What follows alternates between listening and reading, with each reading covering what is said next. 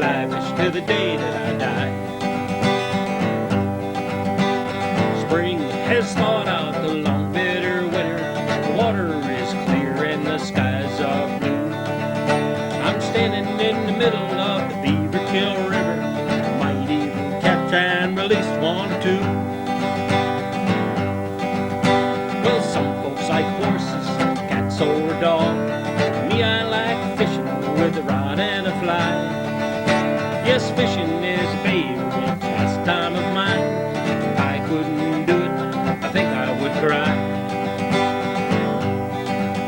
Well, life is good when I'm wading a river. It gets even better when I cast a fly. If I catch a trout, it don't really matter. It's fun just to be here and give it a try. Trout is rising in the far eddy. I make a false cast, then take my aim.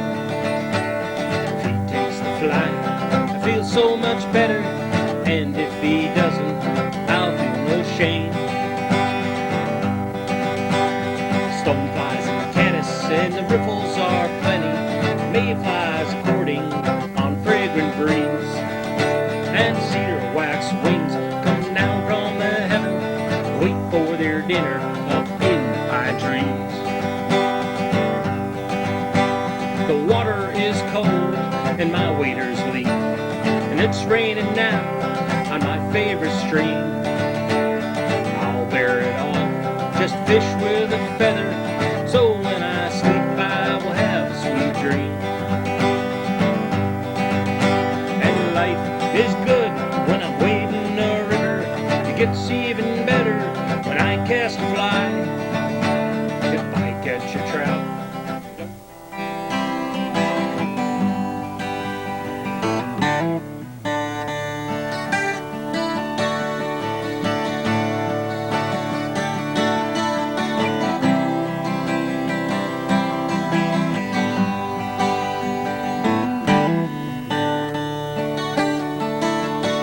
can't you see? Can't you see what the fish can do to me?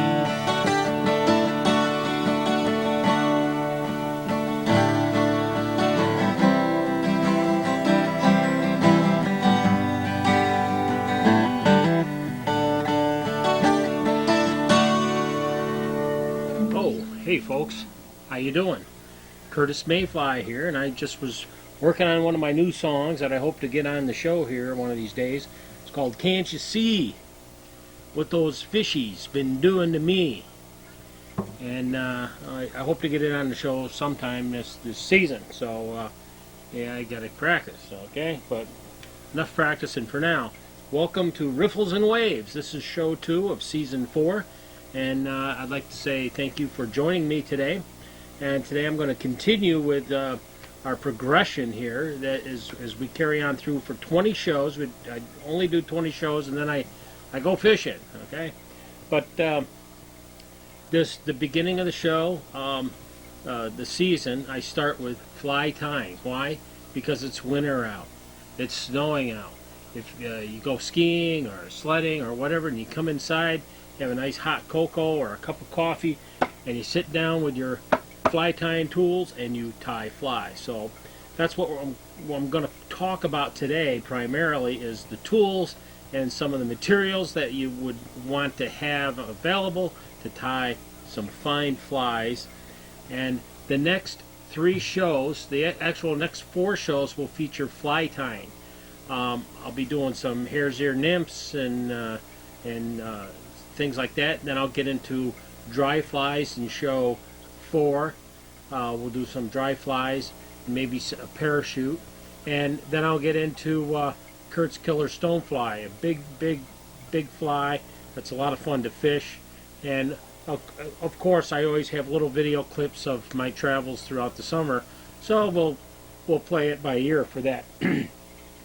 So, why tie flies? Well, let me put my guitar out of the way if I can find a place.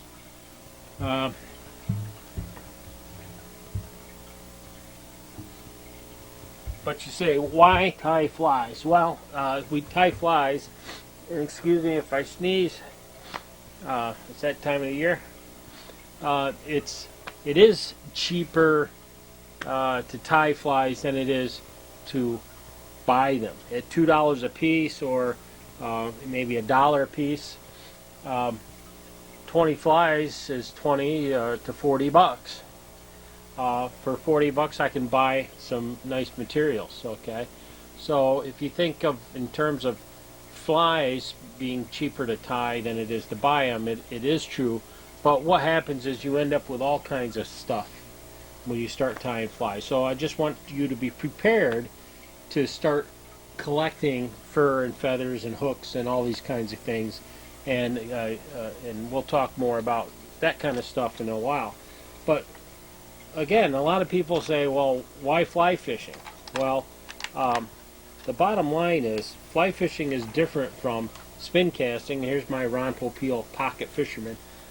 What fly fishing is you're casting a very light lure, and you need the weight of the fly line to cast the lure out. Where spin fishing, you got a heavy weight, and you're basically casting the weight, okay, and then you reel it in, okay. Thanks, Ron. So that's the difference, and that's where a lot of people don't make all their lures for spin fishing. You can buy kits and you can make your own lures, but it's a little more difficult than it is to tie a fly. So tying flies is a very easy hobby to learn, and it's life fulfilling, and it's one of those things you'll do your entire life. So let's without further ado, let's get into some of our tools that we use for fly tying. And right here I have my Riffles and Waves fly tying toolkit that I use when I go in my travels. And I've got a Dynaking vise right here, and this is a very good vise. It's a cam, there's a little cam with a little lock right there, so it actually locks in.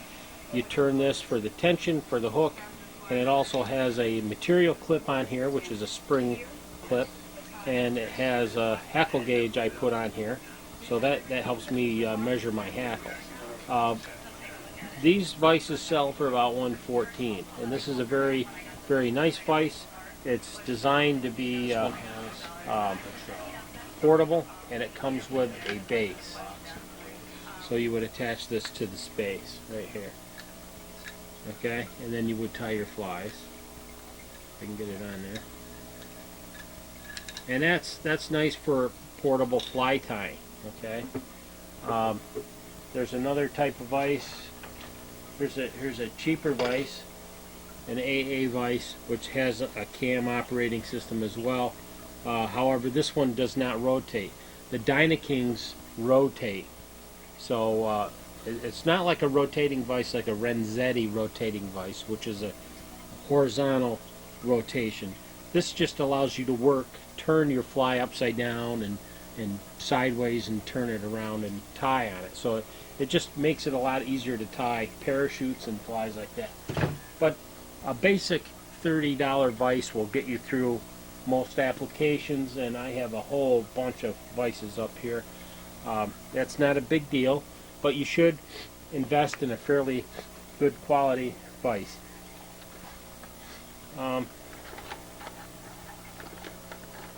Now I'm going to get into, I have my little toolbox right here, and I carry with me in my box, I carry a lot of bobbins, and these have a fluted end and spring loaded, and this allows you to set the tension for the thread, and then you hold it like that, and you'll wrap around the fly.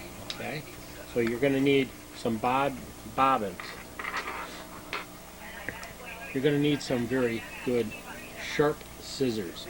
These have very big finger holes, and they're designed for fly tying. They actually have a little jaw in here for nipping wire, and maybe lead or copper wire. You can cut that with this. What's nice about the big thumb holes is you can just let that go down in your hand like that, and you can still work with your fingers, and your scissors are always right there in your hand. Okay, so that's a nice little feature with the large finger holes. And you're going to want some hackle pliers. And hackle pliers come in a variety of shapes, sizes, and designs. And here's a typical spring steel. This is an old antique one, but this one is so strong. It's a very good hackle pliers because it is strong. One of the problems with this is it is so strong that it actually breaks the material off. But nonetheless, for big hackle feathers, this is a good one to use. And one of these is my favorite. I think this one is. This is just a little flat piece of spring steel that's joined with a little rivet there, and it allows it to move. And these hold very fine feathers very nicely, and it allows you to wrap a hackle around a fly, the hook of the fly. Another tool that we have here, this is a rotating hackle pliers. It has a little jaw on it, and it actually allows you to just spin around. So it gives you a really nice feature for tying flies, tying hackle on flies. And it's a nice little tool to have, but it's not necessary. And here's a bodkin, or dubbing needle. It actually has a half-inch tool in the end, and it's a very sharp point. Allows you to put glue on the head of a fly, allows you to pick fibers out, helps you split thread if you're dubbing. You can use it to split the thread, and it allows you to tie half-hitch knots over material to hold things in place. See what other tools we. Oh, here we go. Here's a whip finish tool. Okay, and I'll show you more about this, and I'll show you more about this as we get into tying. But here's my giant whip finish knot tire, and here's a piece of thread. And the way you do that is, see if I can figure it out. You'll have this tied onto your fly.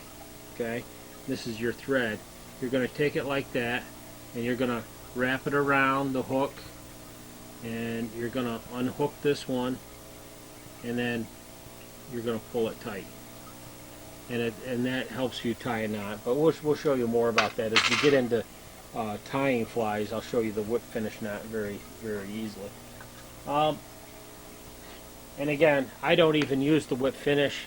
A lot of times I use my favorite fly tying tool. Actually, is Zap-A-Gap, and this is a super glue, and a little dab will do ya. You put a little drop of this on my bench, and then I use my dubbing needle, and that glue will stay there for a while. It doesn't seem to dry up that fast when you put a little, but I put just a little bit on my dubbing needle, and I will put that on the fly. And try not to glue your fingers together with this stuff. So that's another handy tool. And here's a bobbin with some thread in it, and so you're going to need some thread. I typically use 6/0 or 8/0, and that is pretty much 70 denier, I think it is. This is 70 right here. This is very fine, and or 140 is another thread that I use. So threads can vary. So go to your fly shop and just look at the threads. And some people use Kevlar thread. I don't like the Kevlar thread because it's so strong that it actually cuts your material as you're wrapping around the fly. And of course you're going to want hooks. This is my portable case, so I have a mixture of hooks in here, all different sizes and stuff, so I have to pick through them when I go to tie flies. But that's another thing you're going to need.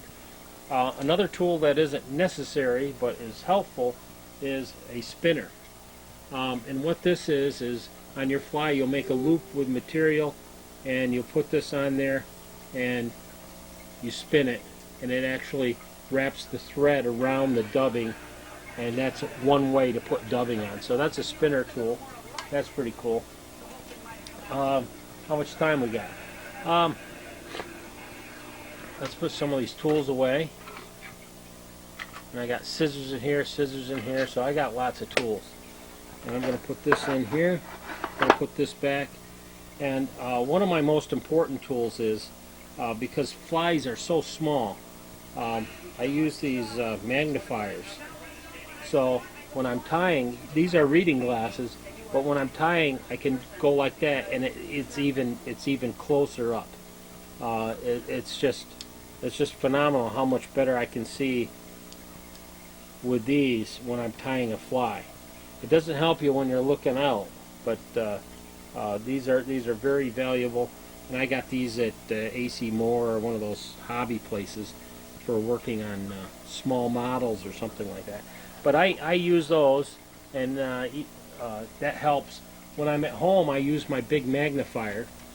This thing is invaluable. These are about 40 bucks, but again, that helps me to tie flies. Once you hit 40, guys, you're gonna find out your eyesight goes really bad. Here's a spool of red wire, and let's move down to the next drawer. The next drawer I have tons of thread, all different colors, all different kinds, 70 denier mostly. Here's some ultra wire. This is a red wire. I got a lot of olive thread here. That's my most favorite color to use, by the way. Then we have oval French tinsel, which is a useful thread to have. And here's a fine tinsel. And here's some,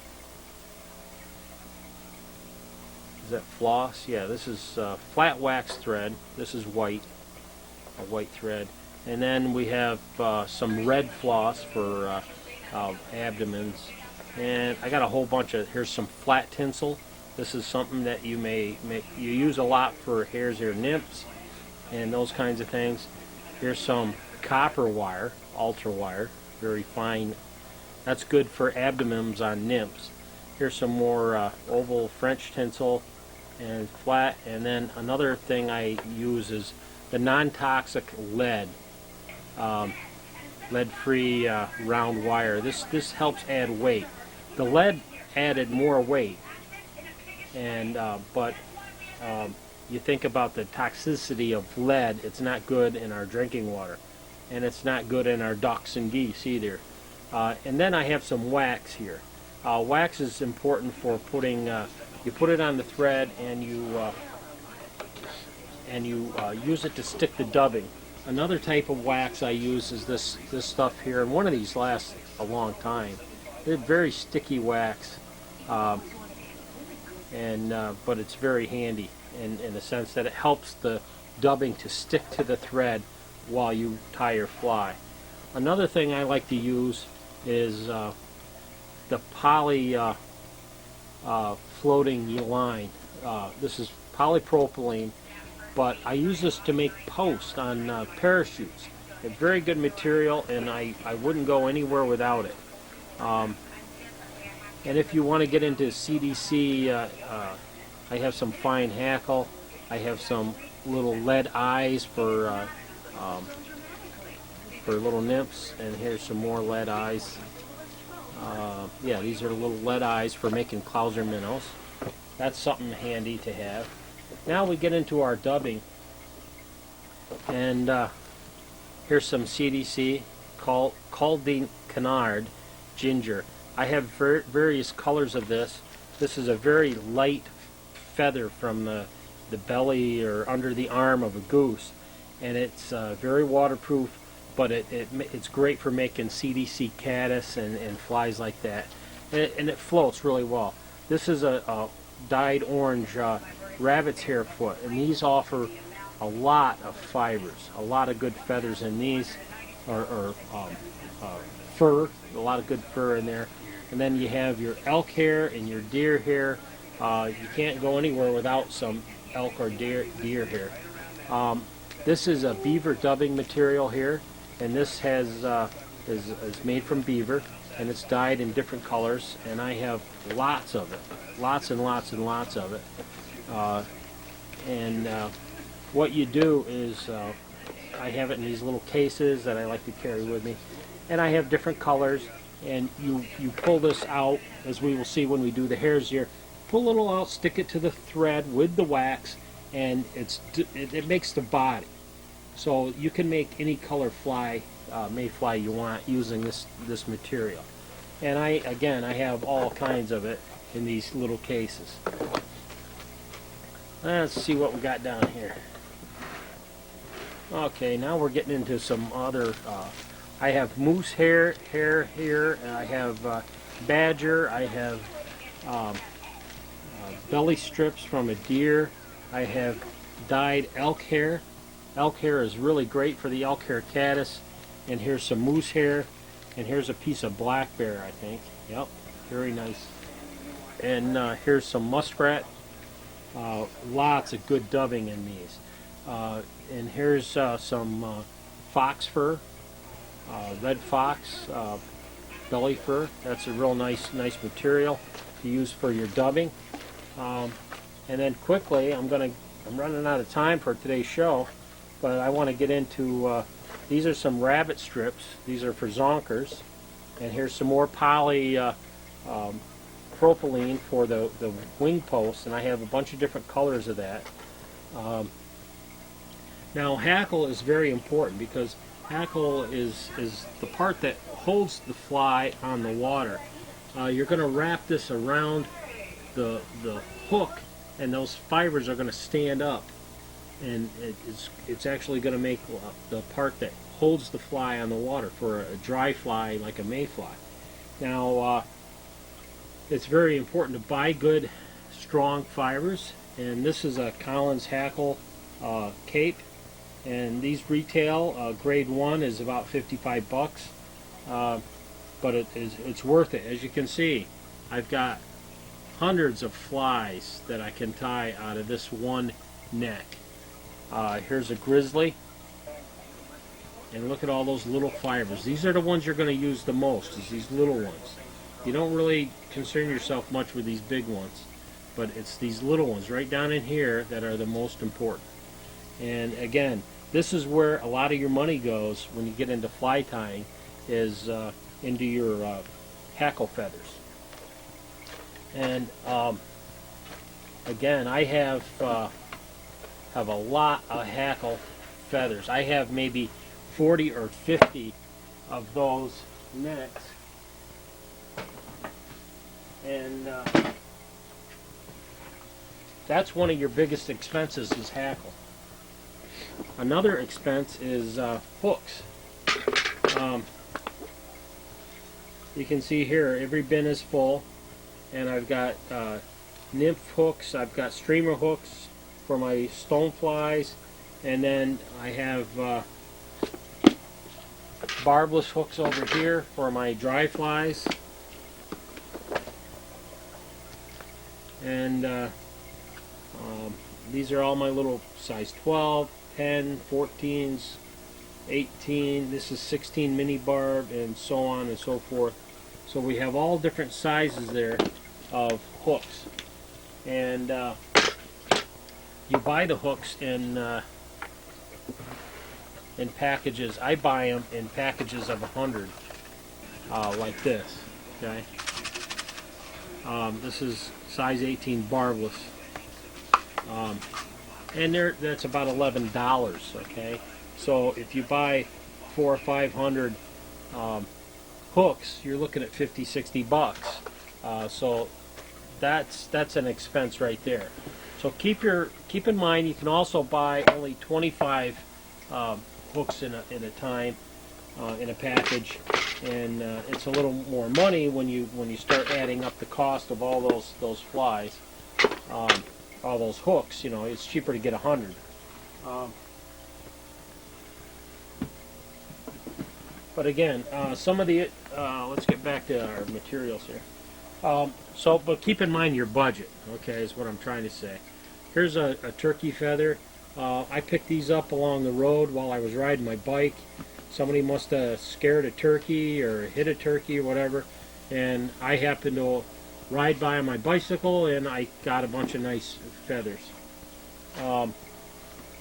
You can see here a variety of colors of hackle. There's a white, there's a dun, a light dun. Here's another red that's been picked over pretty much. Here's a smoky dun, and here's a blank piece of cardboard. This one here, you can see it's pretty picked off. And here's the neck, the other part of the neck you get when you get a Collins Hackle Farms hackle. You get this, and then you get that at the same time. See, look at all those big feathers. That's good for. There's a Collins hackle. These fibers here are good for tying. You can use these here to tie a dry fly as well. And you can see how long they are, and you get a lot of use out of one of these. You might tie 4 or 5 flies out of one of those versus just one fly with one of these little feathers. So look around and you'll find a lot of good deals out there. Here's a grizzly, and you see how long these are. These are very good for tying dry flies. And then I have a bunch of duck feathers, matched quills, and we'll get into more of this stuff. But here's an important feather to have. This is pheasant tail, and this is very important to have because it has nice colored fibers for the tail material. And as we get into tying, I'll cover some more of these materials as we go along. But again, this week was just an overview of some of the tools and some of the materials. And we will get into greater depth next week here on Riffles and Waves. But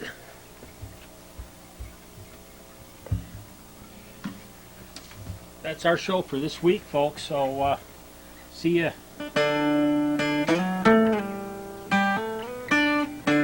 See you on the stream.